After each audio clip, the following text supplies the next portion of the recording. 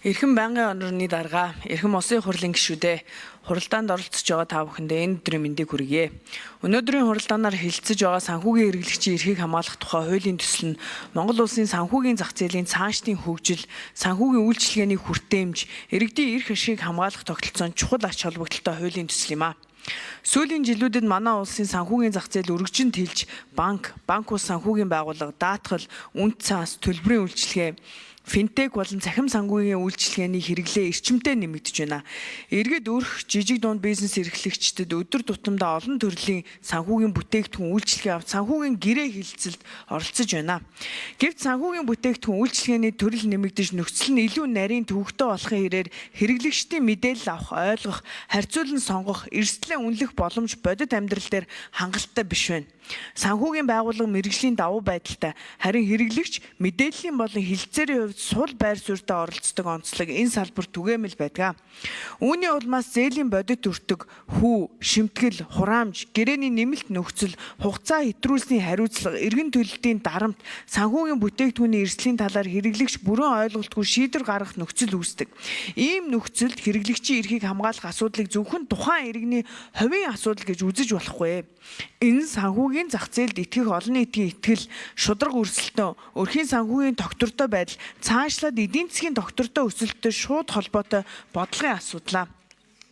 Монгол улс өнөө хүртэл санхүүгийн салбарын зохицуулалтад голчлон байгууллагын төлбөрийн чадвар, зохистой харьцаа, эрсдлийн удирдлага, санхүүгийн тогтвортой байдлыг хангах буюу макро зохистой зохицуулалтад төвлөрч ирсэн.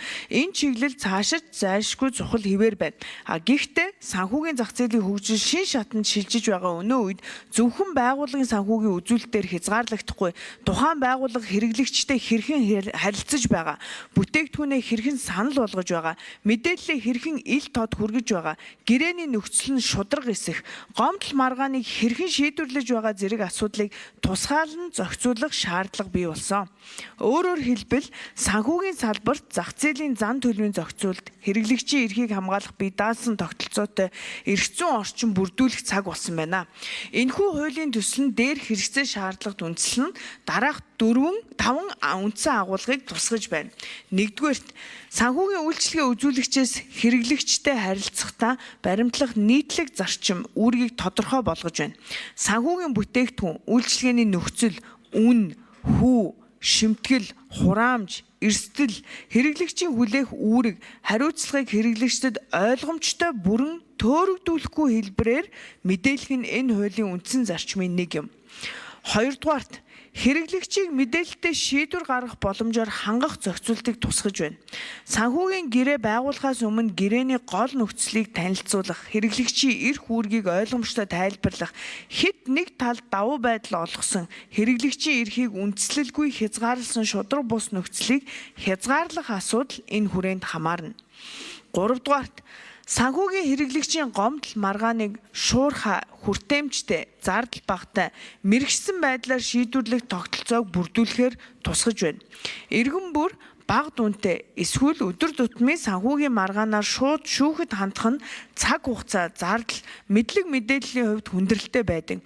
Иймээс шүүхийн өмнөх шатанд хэрэглэгчийн гомдлыг үр дүнтэй шийдвэрлэх хараат бус мэрэгсэн механизм бий болгох нь хуулийн төслийн практик ач холбогдлын нэг юм. Дөрөвдүгээрт, Монгол банк болон санхүүгийн зохицуулах хорооны санхүүгийн хэрэглэгчийн эрхийг хамгаалах чиг үүрэг, хяналт шалгалт, зохицуулалтын бүрэн эрхийг тодорхой болгож байна. Ингэснээр зохицуулагч байгууллагууд зөвхөн санхүүгийн байгууллагын төлбөрийн чадвар, зохистой харьцааг хянах бус, тухайн байгууллагын хэрэглэгчтэй харилцах үйл ажиллагааны ил тод, шударга, хариуцлагатай байдлыг хянах эрх зүйн үндэстэй болно. 5-дугаарт, санхүүгийн боловсрал хэрэглэгчийн мэдлэгийг дээшлүүлэх асуудлыг бодлогын түвшинд тусгаж байна. Хэрэглэгчийг хамгаалах нь зөвхөн санхүүгийн байгууллагад хориг, үүрэг тогтоох асуудал биш юм. Нөгөө талаас хэрэгжлэгч өөрөө санхүүгийн бүтээгдэхүүний нөхцөл, өртөг, эрсдэл, хариуцлага ойлгож, хариуцлагатай шийдвэр гаргах чадвартай байх шаардлагатай. Иймээс санхүүгийн суурь мэдлэгийг дээшлүүлэх нь энэ хуулийн салшгүй бүрэлдэхүүн хэсэг юм а. Эрхэм гишүүдээ энэхүү хуулийн төслийн эдийн засгийн ач холбогдлыг онцлон тэмдэглэх нь зүйтэй. Юуны өмнө санхүүгийн хэрэглэгчийн эрхийг хамгаалах тогтолцоо бүрдснээр санхүүгийн байгууллагуудад итгэх иргэдийн итгэл нэмэгдэнэ. Итгэл бол санхүүгийн зах зээлийн үндсэн суурь юм. Хэрэглэгч гэрээний нөхцлөө ойлгодог, маргаан гарвал шударгаар шийдвэрлэх боломжтой, эрх нь хамгаалагдана гэдэгт итгэх нь санхүүгийн зах зээлийн хүртээмж, идэвхтэй оролцоог нэмэгдүүлнэ. Мөн шударга өрсөлдөөнийг ч дэмжинэ. Хэрэглэгчид бүтээгдэхүүн үйлчилгээний нөхцлөө ил тод ойлгомжтой танилцуулдаг. Хариуцлагатай үйл ажиллагаа явуулдаг байгууллага зах зээл давуу байдалтай байх ёстой. Харин мэдээллийн давуу байдлаа ашиглан хэрэглэгчийг төөрөгдүүлэх, далд шимтгэл хураамж ногдуулах, гэрээний тэнцвэргүй нөхцөл тулгах явдлыг хуулийн түвшинд хязгаарлах шаардлагатай. Түүнчлэн өрхийн санхүүгийн дарамт, хэд үрийн дарамтын эрсдлийг бууруулахад эерэг нөлөө үзүүлнэ. Хэрэглэгч зээлийн бодит өртөг төлбөрийн хуваар, хүү шимтгэл, үүргийн гүйцэтгэл, хугацаа хэтрүүлсний үр дагаврыг ойлгож байж санхүүгийн зөв шийдвэр гарна. Энэ нь өрхийн санхүүгийн сахилга бат төлөвлөлтөд чухал ач холбогдолтой. Цаашлаад санхүүгийн зах зээлийн урт хугацааны тогтвортой байдалд хувь нэмэр оруулна. Хэрэглэгчийн эрхийг хамгаалах нь санхүүгийн байгууллагын эсрэг чиглэсэн бодлого биш. Харин санхүүгийн байгууллага хэрэглэгч хоёрын хоорондын харилцааг илүү тэнцвэртэй, ил тод, хариуцлагатай болгох замаар санхүүгийн салбарын тогтвортой хөгжлийг дэмжих бодлогын арга хэрэгсэл юм а. Эрхэм байнгын орооны гишүүдээ энэхүү хуулийн төсөл нь санхүүгийн байгууллагын үйл ажиллагааг хэд хязгаарлах, зах зээлийн хөгжлийг сааруулах зорилготой биш ээ.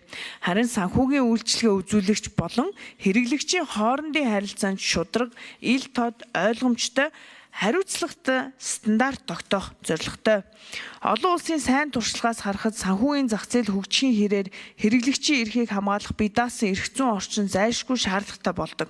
Манай улсын хувьд энэ асуудлыг цаашид салангад зохицуулт, байгууллагын дотоод журам, эсвэл ерөнхий иргэний эрх зүйн хүрээнд үлдээх нь хангалтгүй байна. Иймээс санхүүгийн хэрэглэгчийн эрхийг хамгаалах тухай хуулийн төсөл нь иргэдийн эрх ашигыг хамгаалахаас гадна санхүүгийн зах зээлийн сахилга бат, хариуцлагатай үйлчилгээ, шударга өрсөлдөөн, хөрөнгө оруулагчдын итгэл, эдийн засгийн тогтвортой өсөлтийг дэмжих ач холбогдолтой гэж үзэж байна. Хууль батлагдсанаар санхүүгийн үйлчилгээний нөхцөл илүү ил тод, ойлгомжтой болж хэрэглэгчийн гомдол маргааныг шуурхай шийдвэрлэх боломж нэмэгдэнэ. Мөн зохицуулагч байгууллагуудын хэрэглэгчийн эрхийг хамгаалах чиг үүрэг, хяналт арга хэмжээний эрх зүйн үндэс тодорхой болж санхүүгийн байгууллагуудын хэрэглэгч төвтэй хариуцлагатай бизнесийн соёл төлөвшөхөд бодиттой түлхэц үзүүлнэ. Ийм санхүүгийн хэрэглэгчийн эрхийг хамгаалах тухай хуулийн төслийн хэлэлцэгийг дэмжиж өгөхийг эрхэм гишүүд та бүхнээсээ хүсье. Анхаарал хандуулсанд баярлалаа.